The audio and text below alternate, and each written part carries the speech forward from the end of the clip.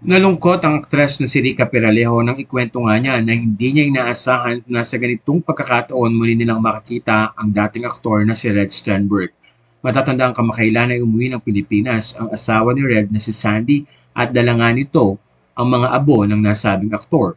Kaya naman sa kanyang Instagram ay pinakita ni Rica ang highlights ng memorial service na ibinigay nila para sa kanilang kasamahan na si Red. Ayon kay Rica, I never thought we'd meet again this way. Naka-side eye ka pa while I am talking about you, which is so you. Pero Kiko, talagang hinintay kong lumabas ka sa likod niyan so you can tell us, surprise, it's a prank, but you didn't. So I am sad because it would have been nice to know you all over again, but this time as the husband and the dad that your family has been talking about and missing a lot. You have such beautiful and wonderful girls from Sandy to your daughters, and I got to talk to your boy about Roblox. Ikaw na lang talaga ang kulang. But we will never understand some things in life. We can only heal from them. Nevertheless, like what I was saying in the memorial, I am grateful that we got to love you and you got to love us in this lifetime. Good night, Red. Sleep well. Postscript, BGM was also the song Pinay Paul sang during the memorial. Magkakasama pa rin talaga kami in our hearts forever. Bumuhos naman ang masasayang mensahe mula sa mga netizen at kaibigan ni Rica.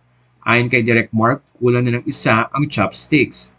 Dagdag pa ni Rica, thank you Sandy for honoring our wishes to be reunited with our friend even if this way. Thank you for this grace. Ayon naman kay Shara Soto, friends forever, my sisters and my kuyas, I love you all. Bumuhos naman ang mga mensahe ng mga netizen para sa nangyaring memorial service para kay Red. Salamat sa inyong dalawa sa pagpapasaya sa kabataan ko noon, Kiko and Michelle. Ang hirap talaga pag sa ganitong paraan na nagkakaroon ng reunion. Kaya minsan yung mga friends ko, pinipilit ko na mag-reunion kami. We will never understand some things in life. We can only heal from them.